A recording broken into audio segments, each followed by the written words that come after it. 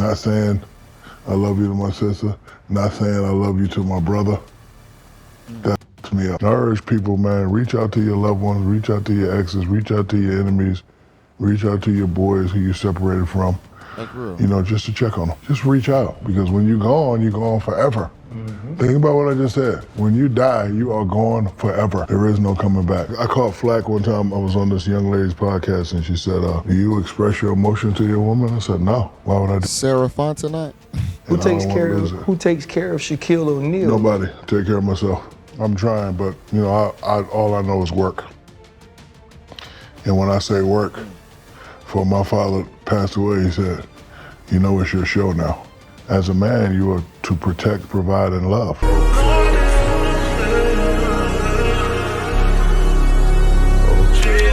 Shaq, in real life though, man, because you talking about aging, you mentioned 16 summers. You know, we do Monday motivation posts, and the most recent one came off the heels of Channing losing his father. But in the episode where I was about to lose my grandmother, he said we got to check on our funny friends. We do, right? But you, one of the most lovable people on the planet, I would assume. How are you, big dog? Like, how often are you asked, how are you mentally, health-wise, physically? I don't worry about me, I'm fine. I did a speech the other day, and the lady asked me, what are you most disappointed at? And my sister passed away on a Thursday. I go see her. This is her third time battling cancer. You know how family is, they don't want to put the stress on us, but I don't want to put the stress on them. So they don't tell me she's stage 4.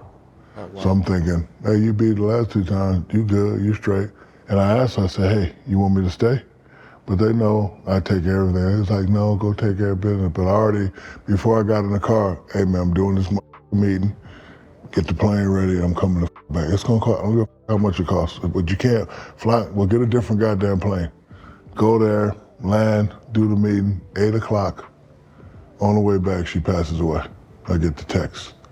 But I didn't tell her I love her. All the other times, I love you, I miss you. My last thing I said was, I'll be back tomorrow. Didn't say I love you, you okay, miss you. And then a couple months after that, Kobe passed. And it's a suck saying that we had our little thing, but I could have texted him, what you doing? Hey man, I see you coaching the girls, see you, those are my two. Beside losing my family, that, not saying I love you to my sister, not saying I love you to my brother, that f***s me up. So I urge people, hey man, my boy, what you doing? You all right? Enemies, friends, exes, just reach out, because when you're gone forever. Yeah, I think a lot of people don't understand that you can't control every situation that come your way, but you can definitely control how you react to every situation. And I think that's what matters most in the end. We get out the things that we need to say and not what everybody else needs to say a lot of the time. Think about what I just said. When you die, you are gone forever. There is no coming back. So the fact that I can't call my little sister, who was perfect, what I mean by perfect, never asked me for nothing. I paid for school, got a job, was running a hotel, had a husband. I got her a house, I got her a car. She had my little money, she had her own little money. She was living a great life. Never bothered nobody. 3rd time catching cancer, never complained. Never was like, baby, can you get me the bed? Like, never even let me know she was sick. And the fact I couldn't tell her I love her. And then my boy, we did great things together. Despite the problems y'all thought we had, we made history together. We are the most dominant, enigmatic 1-2 punch ever created, never to be duplicated. Matter of fact, the #1 Laker duo in history. And you could tell Magic and Kareem, I said it. That's real. Write it down, send it to him, text it to him, fax it to him, put it on the pigeon, fly it to him. So the fact that I couldn't tell Y'all can't replace Shaq and Kobe, man. My sister and my boy, I love you. It's one last time, I love you.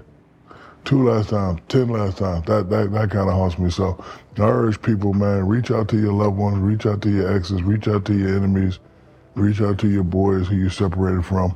That's real. You know, just to check on them. Shaq, a lot of people have those sorts of regrets, and You can talk about them in the moment, you feel them in the moment, but it never becomes an action, right? Like I'm still bad at it. Have you been trying to put that into action? I'm trying, but you know, all I know is work. And when I say work, before my father passed away, he said, you know, it's your show now. Which means his wife, my mother, I take care of. Brothers and sisters, I take care of. All their kids, I take care of. All my kids, I take care of. You know, all my boys, I take care of. All my, like, you know, you want to do a podcast and produce, you take care of all that. So I'm running the show now. So running the show is important because if the show ain't ran properly, you lose it. I will say this, when it comes down to true families, there's always going to be somebody that's going to be a sacrificial lamb, whether it was Big Mama or it's going to be Big Papa. It's always going to be that one person that's going to keep everything together. Everybody else should acquiesce and follow and suit and play their role and position, but it's always going to be that special one that has that drive. I think that's what a thriving family needs.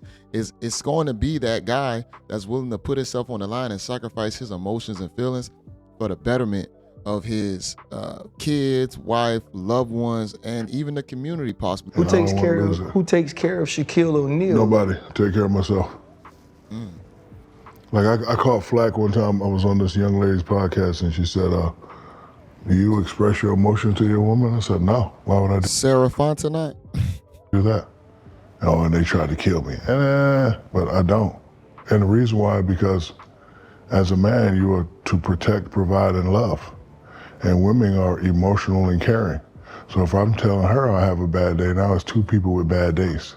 I don't tell my woman I'm having a bad day. How's your day? Oh, I'm good, baby. I got to take care of it. Because if you put stress on her, she's going to put it right back on you. Because it's our job to protect, provide, and love. But people, oh, you need it. No, I don't do that. I take care of everything, and that's just how it's going to be. And you know why I'm like that? Because it's work for me. I was just about to say it's work for me, so I'm not going to meet somebody now and be like, oh, no, I'm not doing that. But Big Dog, you can't. Yeah, whatever works for you works for you. And another man's relationship, he might be able to open up a little bit more. Like I said, I might have biases to it. I don't have to agree 100%.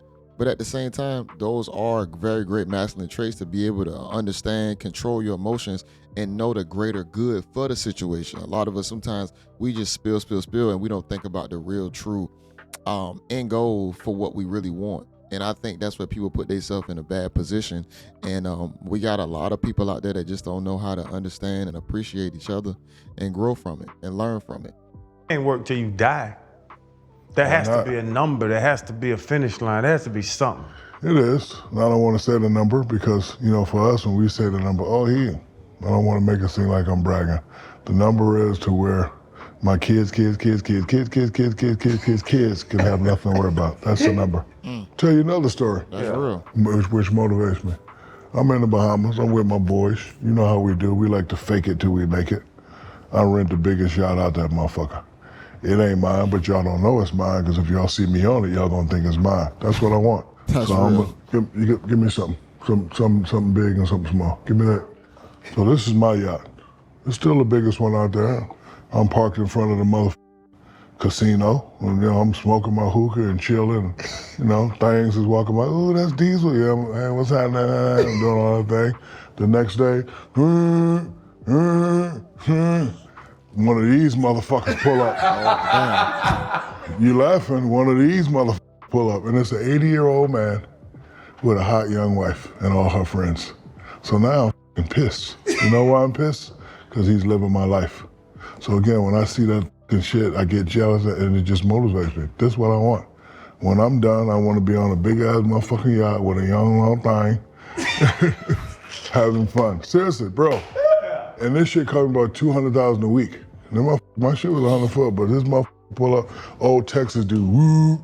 And you know what's crazy? It was an empty slot next to my shit the whole time. I wasn't even thinking about it. This motherfucker pulled up and it'd be, so now motherfuckers walking by, they're not looking at my shit no more. Yeah. They're not looking. And then the motherfucker said, "That's your yacht? It's kind of small, ain't it?" That's what the motherfucker said to me. I'm like, disrespect. Now the motherfucker shitting on me. So you say what's the number? So my new motivation is I want to get enough to where I could get a big yacht and live somewhere blue. That's my new fake motivation. Like I set all these motivations up, to keep me going. Reebok, I ain't got no motherfucking Jordans 1 through 12. I'm gonna buy Reebok and do this and that. So it's just to keep me going, because never get satisfied. My father did a great job of me winning a trophy, doing a cookout, and then the next day you come in the house and the trophy not there. And then again, you can't ask him where the trophy at. I asked him one time, the motherfucker smacked me. Well, you question me, go get another one. Yeah, like, hey, Dad, what much you question me? No, sir, go get another one. I don't motherfucker know where it's at, motherfucker, go get a new one. And just make me baseball season, baseball season, soccer, like just play every. I will say this, y'all. It's always gonna be us as humans. We never gonna be satisfied. I can sit right here and preach. You can talk about getting into religion, spirituality. There's always gonna be something you're gonna be trying to consume your soul with. Even if you try to consume it with spirituality, it's never gonna be enough, because you're gonna find yourself constantly praying, constantly going to spiritual retreats, revivals. You're always going to consume something. So I understand where Shaq is coming from. He understands once he wants out of life, that's 100% okay. If he wants to, attain certain goals that meets his family's needs for his vision, perfectly fine. I think guys honestly need to be okay and understand what they got to do to get to where they want to be at. It is what it is. Everybody's step is going to be different. We all not going to have the same platform. We all not going to have the same walks in life. But if we can create something in front of us to say, hey, this is what I need to do, this is what I need to do to get there, fucking do it. Nobody's stopping you, man. We live in 2025. I don't want to hear nobody saying that they got a foot on their neck, somebody holding them back from something. Nobody is holding you back. Your biggest enemy to yourself is you. You are the biggest enemy to yourself. And you can get yourself up out of that. Get you a good group of people around you, find you a why. Shaq said a key thing right there. He found his why. Most people don't have their why. Why they doing it? What's keeping them waking up? What's keeping the blood flowing? What's keeping the engine pumping? I think the why is the most important reason to keep a man or young man on his purpose and passion. I'm going to play this a little bit more, but I think we come into a piece of the end of the segment that I wanted to react to. Every freaking sport, but what that enabled me to do is be athletic, be competitive, and never settle, even when you win. You mentioned the big yacht, right? 80-year-old man pulled up on side of you and told you that his was bigger than yours. Yes. Right? When we sat last time, I think the biggest thing that came out of that was you talking about the size of your house that you went to that was empty. What you're talking about attaining are things. When you said you created your own loneliness, you had a lot of things. You had this huge house, but you said it was empty. If you had that moment where you felt that emptiness, even though you had all this material, how is achieving those goals of gaining more material going to satisfy you when you knew exactly what you were missing? So when I bought the house, it was 20,000 square foot. I built it for us, 76,000 square foot. So that was for us. The yacht is not about material things. That's for me. That's for me. 70. You want to be on a yacht with a young thing, or you want to be nursing home in the villages. Yeah, you can have both. But you're right. It's a great question. It's not about material things. It's about taking something that excites you to continue the motivation. I don't need a big yacht. I probably won't even buy it, but that's just how we are. We competitive. Yeah, you need that drive. When I'm in the club, I got my ice on, want my ice to shine a little bit better. If I see a rapper with some bigger shit to me, I get mad.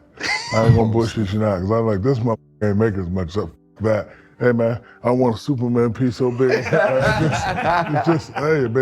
It's just who we are as athletes. We are competitive. A lot of people don't know how to do that friendly and respectfully without being disrespectful. Yeah, we're gonna go ahead and end it right there. I think I'll get into some more sports questions. But man, I like listening to Shaq's perspective when it comes down to dating and life advice. I'm not gonna lie, it might not be for everybody, but I just don't want to say I can't preach everything on, well, we as people can't preach everything on one side. We all know that we are still humans. We're going to have all the same emotions and feelings that everybody else possibly has. We're going to carry the same type of emotional drive that everybody else has. So if we know that that's there, let's not be so biased to say that we won't feel those same feelings. Want, need, desire. You can call it greed, you can call it gluttony. I think the biggest thing that we can do as people is learn how to balance. That's the only way you really can solve for a lot of problems, is try and find a way in balance. But you're gonna have your high self and you're gonna have your low self. You are going to need to feed the beast some form, shape, or fashion. You're going to feed the beast some way. You got to figure out what way that you can feed the beast and still keep and remain yourself and true to your purpose, passion, and keep going forward on the forward path. But you're going to feed the beast. I don't care what you say. You're going to consume. You're going to dive into something. I think a lot of us always want to feel like we need to take the higher road all the time, that's going to find us peace and a sanctuary from within. But no, you got to feed the beast, and you're going to feed it in some form of fashion. You got to figure out what's going to work best for you, and that's still morally right, to where it doesn't compromise good character, or at least the character that is just heinous. I'm not telling you to do no wild and crazy stuff, but we all know the things that we still like to dive into every so often. Let's say somebody like to have a drink every so often. You need to moderate it. Let's say you like to go buy something lavish, moderate it. Everybody's tick is gonna be their tick. I like how Shaq explained his. He found his why as to why he needs to keep improving. You can't ask for anything better than that. You just need to find your why on why you want to keep improving. Because guess what? That's gonna be the only thing that's gonna keep your goddamn blood pumping, your engine going. My dad is old as hell. My dad is like 80 years old. I got an older father out there doing his thing. But his biggest why is he just loves to work. He just enjoys working, man. It's crazy as hell. I used to shame him all the time when I was a kid about just working so much. But as growing up as a man, you need to find that why. And for him, he just enjoyed working. So guess what? Work gets him up.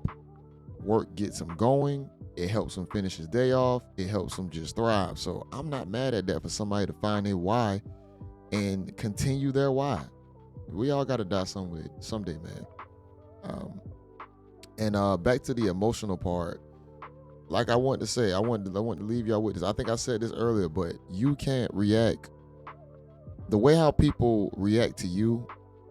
You can't react to everybody the same exact way as you want to be reacted to. So understand what you need to say and do, opposed to what everybody else needs to do, because it's always a two-part to every problem. It takes two to tango in every situation. So if we always looking for others to act and say certain things, but we never look back at ourselves, it's always going to be that gray area that some of us don't want to actually admit the things that we might be doing. But I don't want to talk y'all heads off at the end of this video. Make sure y'all watch the pivot of this episode in its entirety. Make sure you show love on their platform. Please show love over here. I also want to say, man, I appreciate each and every sub who stick around to the end, and for helping me reach 15K subs. I don't really say it too much. I really try and get straight into the videos for y'all, just to let y'all go ahead and, watch what I'm trying to bring or entertainment to y'all, and then bring a little bit of information and education along the way. But I just want to say I really appreciate y'all helping me reach the 15K mark. For the people who tune into the lives, if you want to come onto the live show, email me at JayBReacts@gmail.com. And we just going to keep rocking on, man. I'm just going to keep trying to improve. I also have the vlog channel, JayBReacts@gmail.com. I'm going to have some vlogs up on there. I just bought a vehicle, so I want to share that experience. But like I said, I just want to keep improving, staying on the journey. This is still very early on for me. Less than a year doing this still. We still got more years to come, and I just want to transform and improve, and y'all to be on the journey. And however we can build and collab together and grow, let's do it. I'm open for it. I'm not no gatekeeper. I'm not trying to close this thing off. If you want to hop on the panel and talk your shit, let's do it. I'm all for it, y'all. So until next time, y'all. Peace.